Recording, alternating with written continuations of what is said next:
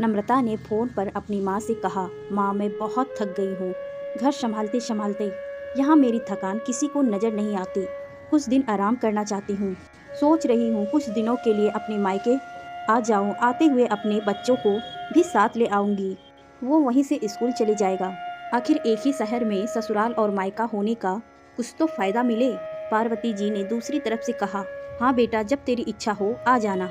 आखिर ये तेरा भी तो घर है। ठीक है माँ, तो मैं कल ही आ जाऊंगी।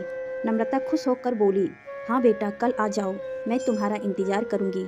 अभी मैं फ़ोन रखती हूँ, मुझे मंदिर भी जाना है। पार्वती जी ने फ़ोन रख दिया और सीधे किचन में गई। किचन में खाना बना रही हूँ। बहू से बोली, अरे अनुपमा सुनो, कल तुम्हारी ननद आ रही है। आज बाजार जाकर फल सब्जी और मिठाइयाँ लेकर आना। बेचारी मेरी बेटी ससुराल में नौकरों की तरह काम करती है और उस पर कोई ध्यान नहीं देता। यहाँ आएगी तो कुछ दिन रहेगी, उसका मन और तबीयत अच्छी हो जाएगी। सास के मुंह से ऐसी बातें सुनकर अनुपमा का चेहरा उतर गया। वह मन ही मन सोचने लगी, काश आपको मेरी थकावट भी नजर आती।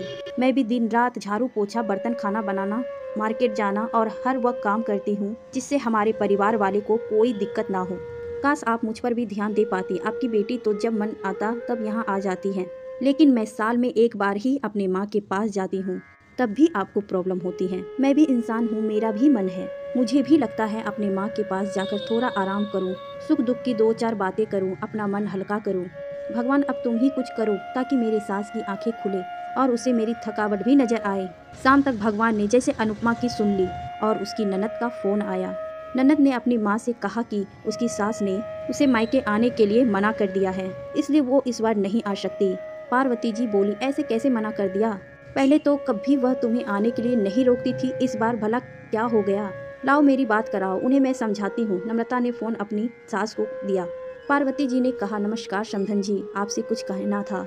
समधन जी ने कहा, कहिए। दरअसल नम्रता कल त्यौहार है, इसीलिए अपने मायके आना चाहती हैं। अगर आप उसे भेज दे तो अच्छा रहेगा। नम्रता की सास ने कहा, देखिए समधन जी, आपकी बेटी मायके जाकर रहे, इस बात के लिए हमने उसे कभी नहीं रोका है और इस बात से हमें कोई प्रॉब्लम है भी नहीं।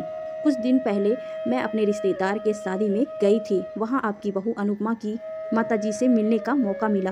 उनसे गपशप करने के दौरान उनकी बातों से पता चला कि अनुपमा को साल में एक ही बार अपने मायके जाने को मिलता है और वह भी बहुत कम समय के लिए। मुझे लगता है आपको पहले अनुपमा को उसके मायके भेज देना चाहिए और वह जब मायके होकर आ जाएगी तो मैं नम्रता को आपके पास भेज दूंगी। एक बहुत ज़रूरी बात जो मुझे लगता है कि आपको समझ लेनी चाहिए, आपको अपनी बहू को भी बेटी की तरह या बेटी से भी ज़्यादा प्यार देनी चाहिए। उसे भी मायके जाने की इच्छा होती होगी। हो सकता है नम्रता के वहाँ आने से उसकी आवभगत करने के लिए आप उसे उसके मायके नहीं भेजती होंगी, या फिर वह आपसे कुछ कहने से अभी डरती हो।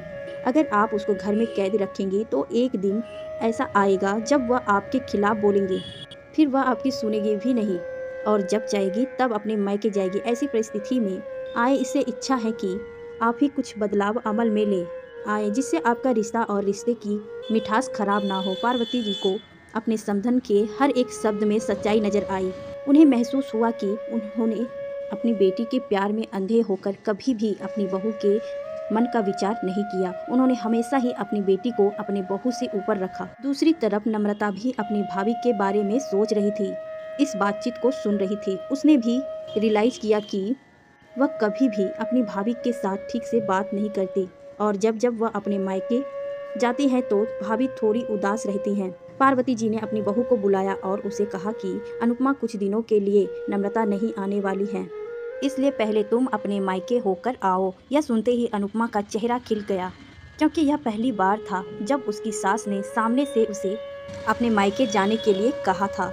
अगले दिन अनुपमा अपने मायके गई और इस बार 1-2 दिन के लिए नहीं, पूरे हफ्ते भर रहकर आई। अपने माँ बाप से, अपने रिश्तेदारों से मिलकर आई और जब वह लौटकर आई तो उसका चेहरा खिला हुआ था, उसकी आंखें चमक रही थी। अनुपमा के आने के बाद नम्रता भी अपने मायके आई और इस बार वह खुद सामने से अपनी भाभी से खुशी खुशी मिली और अच्छे से बात भी की। नम्रता ने अपनी माँ से बात करके उन्हें भी अच्छे से समझने में मदद की। वह कहीं न कहीं अनुपमा के साथ गलत व्यवहार कर रहे थे। दूसरी तरफ अनुपमा अपने ससुराल वाले के बदले रवैये से बहुत खुश थी। अब वह खुशी खुशी उसका ध्यान रखती और हर काम प्यार से करती। वह ध्यान रखती कोई भी ऐसी बात या काम ना करे जिससे घर में तनाव का माहौल पैदा हो। पार्वती जी अपनी बहू को खुद ही समय समय पर मायके भेज दिया करती। एक छोटे से बदलाव ने सास बहू और भाभी ननद के बीच की कड़वाहट को दूर कर दिया और रिश्तों को और भी ज़्यादा और मीठा और मजबूत कर दिया।